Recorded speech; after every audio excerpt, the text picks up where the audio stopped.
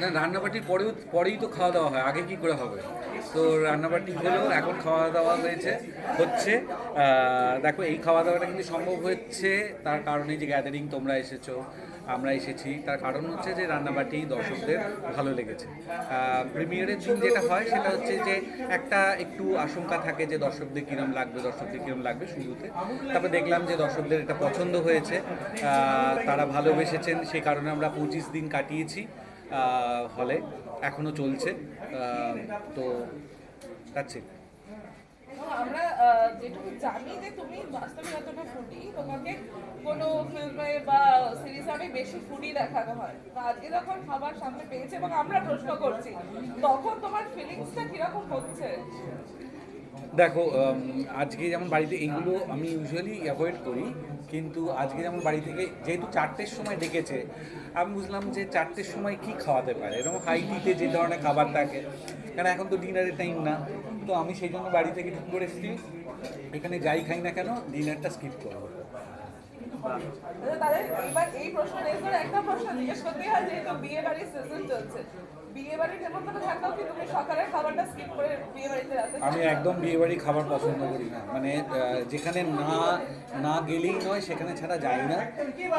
আর ওই যে ওগুলো না ছোটোবেলায় খুব ভালো লাগতো, মানে খুব অপেক্ষা করে থাকতাম বিয়ে বাড়িতে নেমন্তন্ন, পাড়ায় বা দূরে কোনো জায়গায় ওই সানাইয়ের আওয়াজ হচ্ছে কিন্তু আমি ইনভাইটেড না, খুব মন খারাপ হতো। এখন বাইরের খাওয়া বা এই ইনভিটেশনে গিয়ে যে খাওয়া, সেটার প্রতি আকর্ষণ একদম কমে গেছে।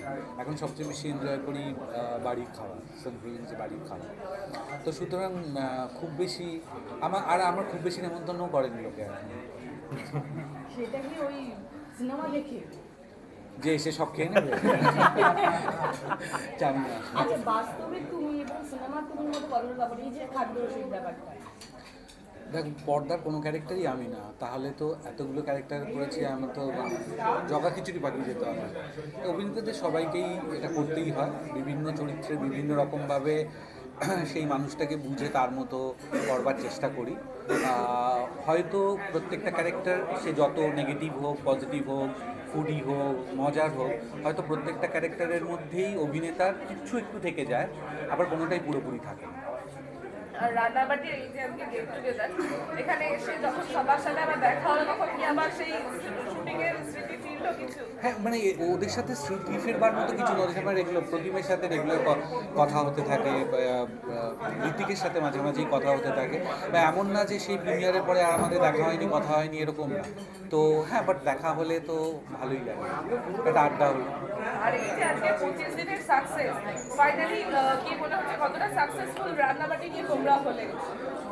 25 দিন একটা ছবি হলে এক নাগাড়ে চলা এখন তো একটা বেশ বা মানে বলবার মতোই ব্যাপার।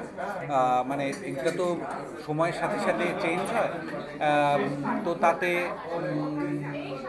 আনন্দ হচ্ছে।